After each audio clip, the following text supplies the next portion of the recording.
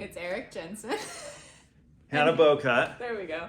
Berkshire Hathaway Real Estate. This is our third take today. So we are going to talk to you about stats in Salt Lake County residential. And Yeah. Hannah's going to share some very interesting Okay, so numbers. currently on the market we have 873 active listings. And that is up about 70% from this day last year. 70%. Yeah, a ton, right? That's huge. Yeah, we have just over 2,000 under contract, which is down about 16% from last year. That's a very interesting number. Just over 1,200 have sold in the last 30 days.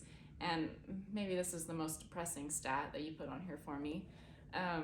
There's only 60 listings active listings that are under $400,000 right now. So 60. prices are still really high. I'm going to guess that 2 years ago that number would have been way more than 60. Oh, Maybe yeah. double that, 120, 150 under At 400,000. least, I think, right? Yeah. So, and the under contract number is very interesting. And I think it's just over time, in the next few months, is going to be very telling. Is that under contract number going to stay low? Is it going to hover around 15 to 20% less this year than last year? Yeah, It could.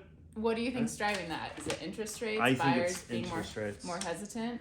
I think buyers started being more hesitant and crazy numbers and droves of everybody bidding on the property before interest rates went down. And now that we don't quote interest rates here, but now that interest rates are pretty dang high. Well, high is relative, High is relative.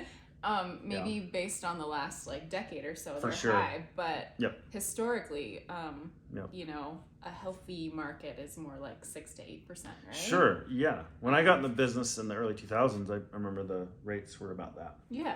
And then as low as they went freaking last year, I had bought a house and I think we closed at 2.9% on Which my is house. super low. Super low. We love the payment. So Yeah. a few things I want to talk about. I did some research about what sold in the last day in Salt Lake County residential. 31 sales, okay? 30% of those sales were actually sold at below asking price. 30%. Interesting. 30% below. But if you want a strategy right now, we'd love for you to use us because we're so knowledgeable and we know how to write the offers and we are watching the trends, so we have the right strategy. But if you are working with another realtor, that's great. Keep in mind, the average, based off the research I did, just off the sales, those 31 sales, the average above asking price sold price was 3 to 5%. And just a few months ago, I feel like the average was closer to 10%. For sure. Yeah. So that's really good for buyers. Really good.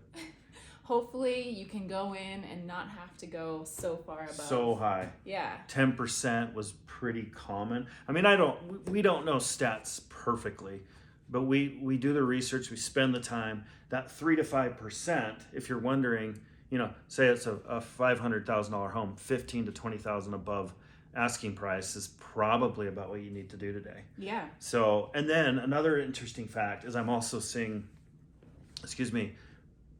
out of those 31, 9 sold below, okay? So that's 31 sold Uh-huh. in the last Day. Okay. The last day. 2 of those were 5% below asking price. 2 were at 3% below, but 6 were 2% Lower than asking price. Yeah. Okay. Yeah. So not a ton lower than asking price, but not a ton lower, So but some are lower. do we think interest rates are also driving this sort of sure. tamp on the market? I really do. do. It's interesting. I'm wondering how you said you purchased your home at with a 2.9% interest rate.